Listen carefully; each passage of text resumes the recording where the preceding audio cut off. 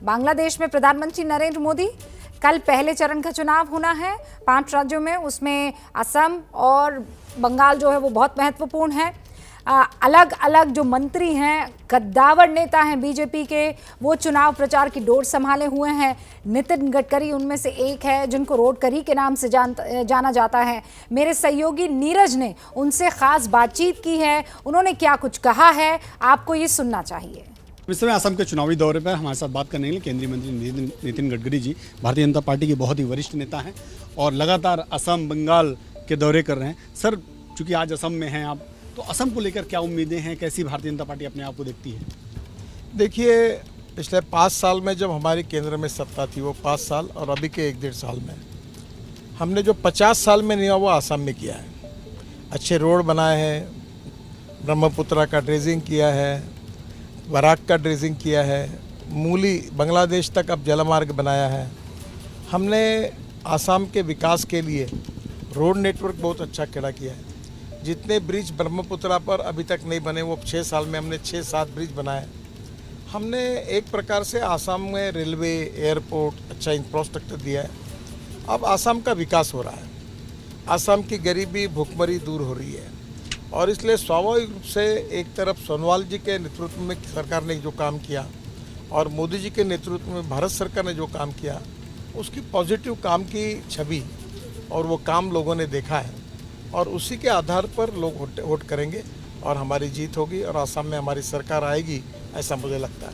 देखिए सर, जो चर्चाएं हैं वो इन सब विषयों से हटके सीए पर है, एनआरसी पर है, कम्युनल मुद्दों पर है, तो आपको लगता नहीं है कि जो मेन मुद्दे थे विकास के, आपने कहा आपने इतने सारे काम किए हैं, वाकई बहुत सारे काम असम में देखने को भी मिल रहे हैं, लेकिन जो इश्यूज़ हैं वो बिल्कुल भटक गए हैं। कांग्रेस का सीधा आरोप है कि आप कम्युनल तरीके से चुनाव लड़ना चाहते हैं, सीए और एनआरसी को मेन फोकस में रख के आप चुनाव लड़ना चाहते हैं। देखिए, हम लोग जातीयवाद और सांप्रदायिकता का उपयोग कभी नहीं करते। जात, पंथ, धर्म, भाषा और सेक्स के आधार पर कोई डिस्क्रिमिनेशन करना हमको मान्य नहीं है। ये बदरुद्दीन जी के साथ जिस पार्टी ने, कांग्रेस पार्टी ने अलायंस की है, उसका एजेंडा ओपन है। वो कौन सा ध्रुवीकरण करना चाहते ये लोग समझ रहे हैं। हम 5-6 साल में हमारे आसाम की सरकार ने और भारत की सरकार ने जो पॉजिटिव काम किया, आसाम को पहली बार 50 साल में नहीं हुआ वो काम किया, उसी के आधार पर हम चुनाव लड़ रहे हैं और उसी के आधार पर हम जीतेंगे, यही मेरा विश्वास है। लेकिन आप मानते नहीं कि असम में सीए एक मेजर इशू है? देखिए, हमारे देश के जो नागरिक नहीं है कानूनी मार्ग से, उनको नागरिकत्व देना और वोटिंग राइट देना केवल चुनावी राजनीति के लिए कहाँ तक उचित है?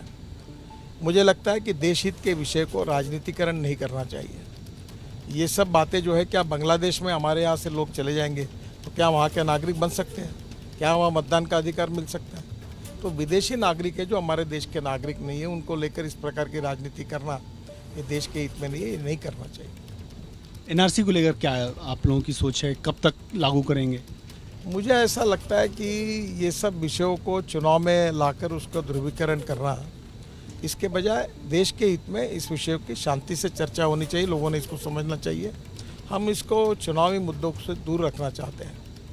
हम विकास के मुद्दों पर, सरकार ने किए हुए काम पर, और विशेष रूप से भारत सरकार का जो आसाम के विकास में योगदान रहा है और राज्य सरकार का किया हुआ काम है, उस रिपोर्ट कार्ड के आधार पर हम चुनाव जीतना चाहते हैं और जनता भी हमें वोट देना चाहती है। हम उसी के बात पर हम चुनाव लड़ेंगे और जीतेंगे। इधर उधर चुनाव के विषयों को घुमाना, जब हम हमारे काम पे जीत रहे तो हमें उधर घुमाने की कोई आवश्यकता नहीं है। डिब्रूगढ़ की एक रैली में राहुल गांधी ने कहा कि नागपुर से पैदा हुई एक सेना पूरे देश को कंट्रोल कर रही है। आप भी चूंकि नागपुर से आते हैं, नागपुर से मेंबर ऑफ पार्लियामेंट हैं, क्या आपको लगता है कि उनका जो बयान है, उनके बयान को आप किस रूप में लेते हैं? मुझे लगता है उनके बयान को कांग्रेस वाले भी सीरियसली नहीं लेते, तो आप क्यों लेते हो?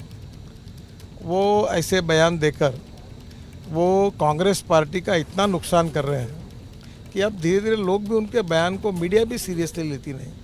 मुझे लगता है कि उदार अंतःकरण से उनको माफ़ कर देना चाहिए और उनके बयान को सीरियसली नहीं लेना चाहिए। नितिन गडकरी जी थे, मानना है उनका कि 5 राज्यों में हम बड़ी ताकत बनकर उभर कर सामने आएंगे। असम और बंगाल को लेकर बहुत आश्वस्त हैं और नितिन जी का मानना है कि बंगाल में भी सरकार बनेगी और असम में भी सभी मुद्दों को दरकिनार करते हुए भारतीय जनता पार्टी एक सशक्त सरकार बनाएगी। कैमरामैन मनोज के साथ नीरज पांडे, एबीपी न्यूज़, गुवाहाटी।